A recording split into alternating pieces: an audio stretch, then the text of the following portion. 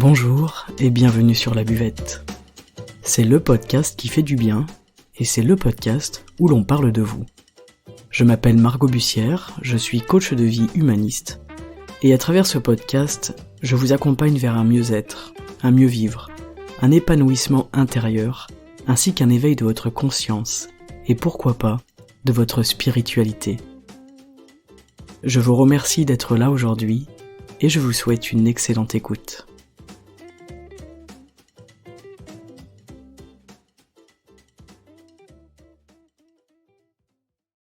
Salut les amis, bonjour à tous, bonjour à toutes et bienvenue pour un nouvel épisode aujourd'hui, un épisode un petit peu particulier où je voulais vous parler du taoïsme, de spiritualité, du regard sur la vie, de notre responsabilité.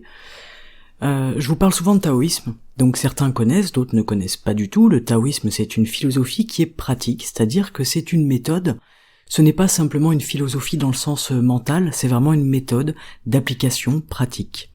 C'est en changeant ma manière d'être, je permets alors de changer le monde. C'est une façon de changer notre manière d'être. Ce n'est pas rien. Le taoïsme est le fait de travailler sur nous, le développement personnel, l'ouverture à une certaine forme de spiritualité. C'est quelque chose qui apporte vraiment de l'espoir en chacun de nous. Et souvent, on se tourne vers le spirituel dans notre vie quand on a besoin d'espoir. Quand on a besoin de croire en quelque chose, donc souvent c'est quand ça ne va pas très bien. Mais c'est intéressant de s'y pencher avant d'aller mal et de travailler sur son cœur, de travailler sur sa foi, de travailler sur sa spiritualité et de retourner à quelque chose d'essentiel. Un taoïste, c'est quelqu'un qui soigne avec son cœur.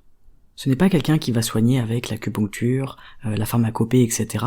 C'est quelqu'un qui soigne avec son cœur et c'est vers ça que nous sommes invités à retourner, à cette capacité à utiliser notre cœur.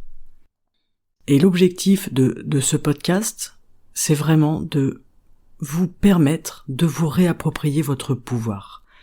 Votre pouvoir sur votre santé, votre pouvoir sur votre bonheur, votre pouvoir sur votre état d'esprit, sur votre philosophie de vie, sur votre sourire bien sûr, sur votre manière de vivre et votre manière de regarder le monde. Mais également à vous réapproprier votre pouvoir d'utiliser votre cœur. Et à travers ce podcast qui est vraiment teinté de taoïsme, je vous invite à faire preuve de responsabilité. Faire preuve de responsabilité, c'est accepter de voir et de savoir qui je suis, et puis d'agir en conséquence. Faire preuve de responsabilité, c'est aussi se transformer intérieurement.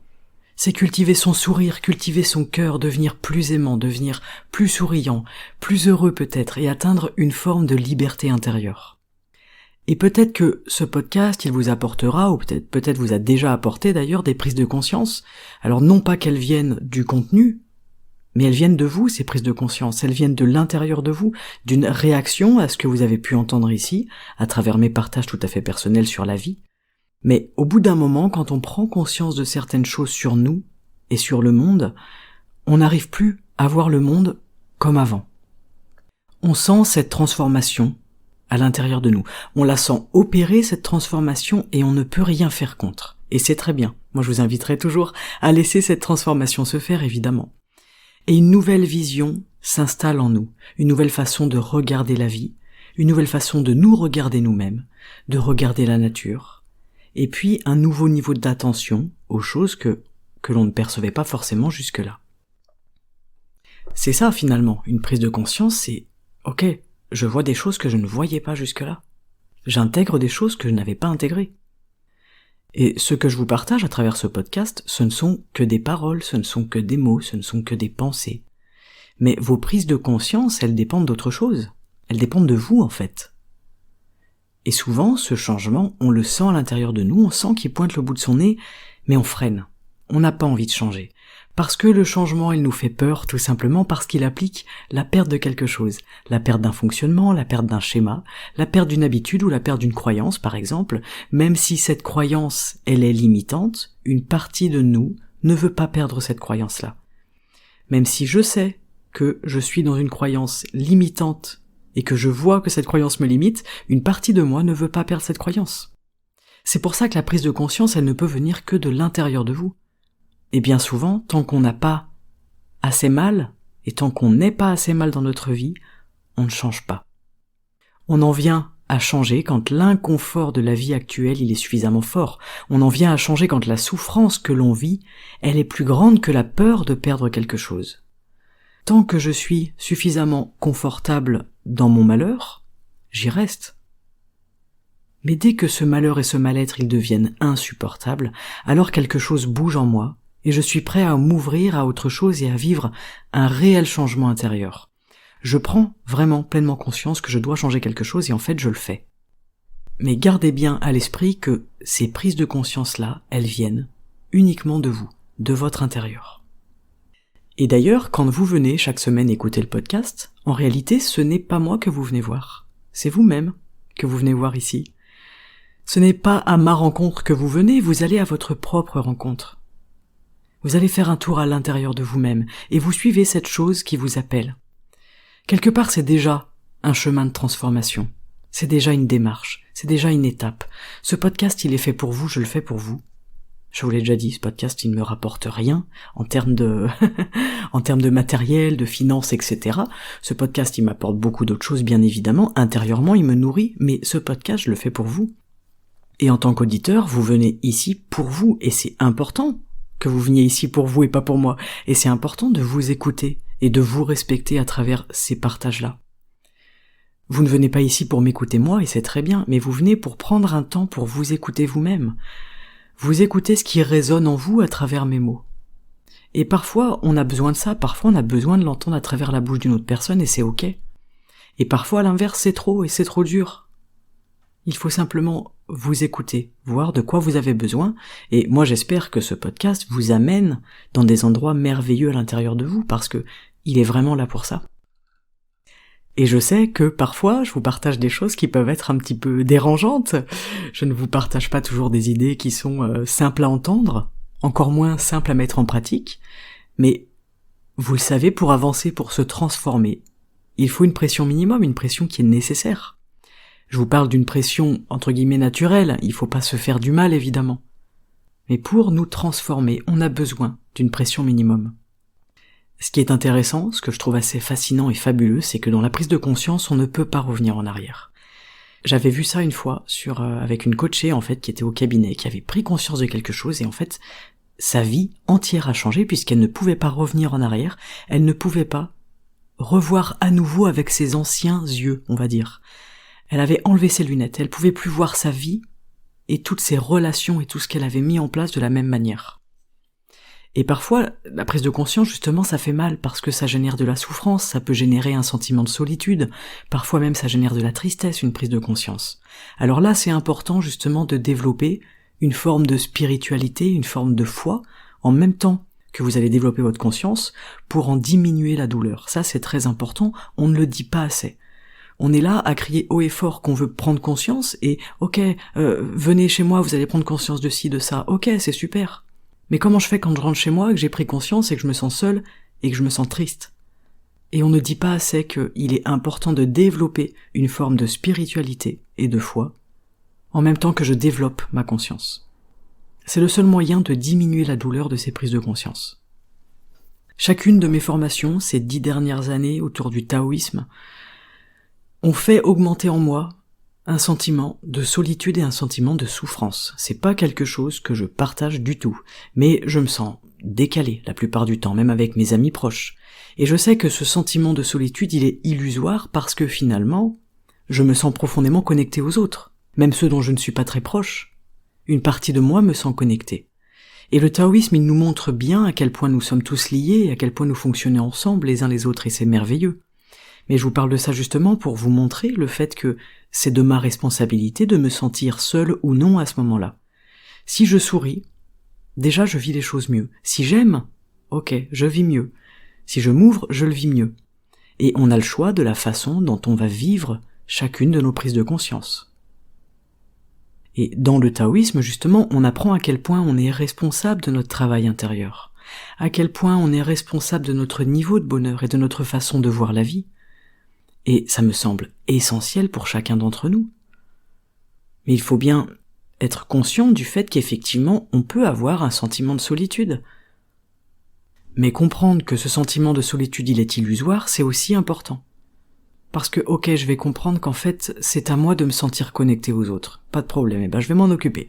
Je vais sourire, je vais essayer de bosser mon cœur, travailler avec mon cœur, de m'ouvrir, et de mieux aimer, d'aimer correctement les autres. C'est un niveau de travail. Chacun fera comme il le peut et comme il le veut évidemment, au moment où ce sera le moment. Tout ce que j'ai eu la chance de découvrir dans le taoïsme, j'ai tout de suite eu envie de le partager, de le diffuser. C'est de là qu'il est né ce podcast. Ce podcast, il était déjà né dans mon esprit depuis longtemps, il m'a fallu du temps pour passer à l'action, parce que déjà, ça fait peur. Il y a une partie de moi qui avait peur de m'exposer. Évidemment, une partie de moi qui avait peur de partager ce que je pense, ce que je ressens, ce que je vis, etc. C'est aussi un niveau de vulnérabilité, de parler dans un micro et de diffuser ce qu'on ce qu'on raconte. Et en plus, la deuxième peur, c'est que je trouve que c'est compliqué de diffuser un tel message, déjà premièrement parce que ça implique le risque de mal communiquer, ou le risque de se tromper. J'ai tout à fait la possibilité de me tromper dans ce que je raconte, et je suis ok avec ça. Mais j'avais envie de partager une pensée de la façon la plus juste et la plus judicieuse possible. C'est ça que j'essaye de faire chaque jour, jour après jour, et puis d'année après année, le podcast devient un peu plus fin. Le podcast, c'est quelque chose que je commence à maîtriser un petit peu, et j'arrive mieux aussi à exprimer ce que je veux vous raconter. Mais je me pose toujours beaucoup de questions quant à la manière de partager tout ça. Peut-être que vous le sentez pas, vous, de l'extérieur, mais je me pose toujours énormément de questions quant à la manière de partager ce que j'ai envie de vous partager. J'essaye toujours de le faire de la façon la plus juste possible, selon moi évidemment, et je vous partage toujours une vision qui est déjà passée par mes filtres, qui est déjà passée par mes croyances, qui est déjà passée par mes sensibilités, qui sont déjà passées par mon regard. Tout ça, c'est des choses qui sont déjà imprégnées de toutes ces choses à l'intérieur de moi. C'est donc à vous ensuite, avec votre responsabilité justement, de prendre ce qui vous intéresse, ce qui vous semble juste, et de laisser ce qui ne vous parle pas, et ce qui pour l'instant peut-être ne vous intéresse pas. C'est à vous d'être curieux, et de vous ouvrir à ce qui vous semble intéressant de découvrir. Je pense vraiment qu'il ne faut pas gober tout ce qu'on nous dit, tout ce qu'on nous raconte, tout ce qu'on lit, tout ce qu'on entend, mais plutôt que c'est important de s'approprier ce qui nous convient. Moi, c'est ce que j'ai fait dans mes études. Je me suis approprié ce qui me parlait, ce qui me convenait. Ce podcast, c'est un bébé pour moi, c'est quelque chose que je fais toute seule, que je fais de A à Z. C'est quelque chose qui m'apporte, qui me nourrit beaucoup intérieurement, c'est quelque chose qui me demande du temps, évidemment, beaucoup d'énergie, etc. Mais ce podcast, il fait sens, parce qu'il répond aussi à un besoin, pour moi, de partager ces choses-là. Encore une fois, le fait de partager, c'est un moyen que j'ai trouvé pour gérer mon sentiment de solitude. Comme je vous disais un petit peu avant, des fois je me sens peut-être un peu seule, un petit peu incomprise, etc. Bon, on se sent tous comme ça, évidemment, mais chacun a ses moyens de contrer ça. Pour moi, le fait de partager, d'expliquer les choses, à ma façon, à ma manière, c'est aussi un moyen, de me sentir moins seul et de me sentir connecté à vous. Je me sens, en toute sincérité, complètement connecté aux auditeurs. C'est assez incroyable. Après, j'ai la chance d'avoir une communauté, en fait, composée de personnes qui communiquent. Vous êtes des grands communicants, tous ceux qui écoutent le podcast, c'est vraiment, vraiment chouette. Je reçois énormément de messages, et c'est en plus toujours des messages qui sont agréables, qui sont sympas, c'est des partages, c'est constructif, c'est chaleureux, j'ai beaucoup de chance, je vous remercie. Et tout ça fait qu'en fait, finalement, on se sent moins seul, tous, parce que vous aussi, vous avez peut-être cette impression, quand vous m'écoutez parler d'un sujet, de vous sentir moins seul. Il y a des personnes, des fois, qui m'écrivent « Oh, j'étais content ou contente que tu parles de ça, parce qu'en fait, je vis ça, j'ai traversé ça, et je savais pas quoi en faire. » Et là, ça me permet de mettre des mots et de voir qu'en fait, je suis pas tout seul ou pas toute seule à vivre ça. Waouh! Mais là, ma mission podcast, elle est complètement validée, quoi. Voilà, pour la petite parenthèse un peu plus personnelle, mais c'est intéressant aussi de vous partager ça. Parce qu'on commence à se connaître. Le podcast, il commence à avoir pas mal d'écoute, il commence à avoir de l'audience, et c'est super bien, et il y a des personnes que je connais personnellement, il y en a que je connais comme ça sur les réseaux, il y en a que je connais pas du tout. Mais finalement, on est tous aussi reliés à travers ces écoutes, ce partage et ce contenu qu'on partage ensemble. En tout cas, si vous avez besoin aujourd'hui de nourrir votre spiritualité, c'est sans doute pas pour rien. C'est pas par hasard si vous écoutez ce podcast. Si vous avez des questions existentielles auxquelles vous cherchez des réponses, vous avez peut-être l'intuition que vous en trouverez ici à travers ce contenu, et sincèrement, je vous le souhaite vraiment profondément. Mais les réponses, je pense qu'elles nous sont toutes extrêmement personnelles. Je crois que moi, je n'ai pas de réponse pour vous, en fait. Je crois que les réponses, elles sont déjà en vous. De mon point de vue, le taoïsme, il a alimenté un grand besoin de spiritualité chez moi et je crois que c'est ça qui fait que j'ai eu tant envie de le partager, parce que ça répondait à tellement de questions existentielles, même si chacun les vit de façon complètement différente évidemment, on a finalement tous plus ou moins les mêmes questions existentielles. Et on finit par trouver finalement des réponses communes à ces questions-là. Et je trouve ça fascinant parce que c'est une façon d'avancer ensemble sur ce chemin. Et je pense pas qu'on puisse avancer très loin et très longtemps quand on est tout seul. Et s'il y a une chose que je retiens de mon apprentissage tout à fait personnel, de mes presque 10 ans d'études autour de tout ça, c'est tout simplement le fait d'accepter de laisser nos croyances au vestiaire. Chaque jour, nos croyances, elles définissent qui on est, nos choix, notre vie, et le filtre à travers lequel on choisit de regarder le monde aussi. C'est un choix de regarder le monde de telle ou telle manière. C'est un choix qui nous appartient, qui incombe à notre responsabilité. Et je pense que l'urgence aujourd'hui, c'est de travailler sur nos croyances. Et de s'autoriser une réelle ouverture à notre spiritualité, et une réelle ouverture au monde qui nous entoure. Une ouverture dans le sens où je suis sincèrement ouvert. J'accepte ce qui vient. J'accepte que je ne comprends pas tout, que je ne gère pas tout, que je ne contrôle pas tout. Je pense qu'on contrôle pas grand-chose. Et je suis là et je vais essayer de vivre ma vie un peu plus avec mon cœur, un peu plus avec ma foi, ma spiritualité, mon amour, mon sourire, et un peu moins dans mes croyances, mes filtres, mes certitudes. Et toutes ces choses-là, elles vont permettre aussi d'apaiser mes doutes, elles vont permettre de nourrir quelque chose de constructif à l'intérieur de moi, elles vont peut-être permettre d'apporter des réponses à mes questions existentielles. Vous voyez ce que je veux dire ? Je pense que toutes ces choses-là, elles sont vraiment liées et vous n'êtes pas seul à vous poser des tas de questions existentielles. C'est surtout ça qui est important. Vous n'êtes pas seul à être peut-être dans cette recherche de spiritualité, de foi, sans vraiment trop savoir qu'est-ce que je recherche. Peut-être que je me sens pas très bien dans ma vie, mais je ne sais pas pourquoi. C'est ça que je voulais vous partager aujourd'hui, c'est en fait, on est responsable, ok. Je me sens pas bien, j'ai un niveau de responsabilité, et aujourd'hui peut-être que j'ai envie de faire en sorte d'aller un peu mieux. De me sentir un peu plus heureux, de me sentir un petit peu plus libre dans ma vie, et surtout de profiter du voyage. C'est ça qui est important. Je vous remercie pour l'écoute de cet épisode un petit peu particulier aujourd'hui. Je voulais vous partager quelque chose de vraiment... voilà, ça sort comme ça, mais je voulais vous partager quelque chose de spontané. Et vous parler un petit peu plus de choses aussi personnelles, parce que c'est important pour moi que vous compreniez bien aussi que je vis les mêmes choses que vous. C'est pour ça que je vous en parle. Si je ne vivais pas tous ces inconforts, toutes ces questions, tous ces questionnements existentiels, le podcast il n'existerait pas. Donc c'est grâce, entre guillemets, à mon mal-être vécu que ce podcast existe. C'est plutôt une bonne chose. Finalement, c'est comment mettre mon mal-être au service de quelque chose de plus grand que moi. Eh bien, c'est comme ça que je fais. C'est ma solution pour l'instant, et j'espère que vous pouvez en bénéficier. C'est surtout ça qui est très intéressant. On se retrouve sur les réseaux sociaux pour ceux qui ont envie de faire partie de la communauté. Venez, je vous accueille à bras ouverts sur Instagram et Facebook sous le nom Margot Bussière.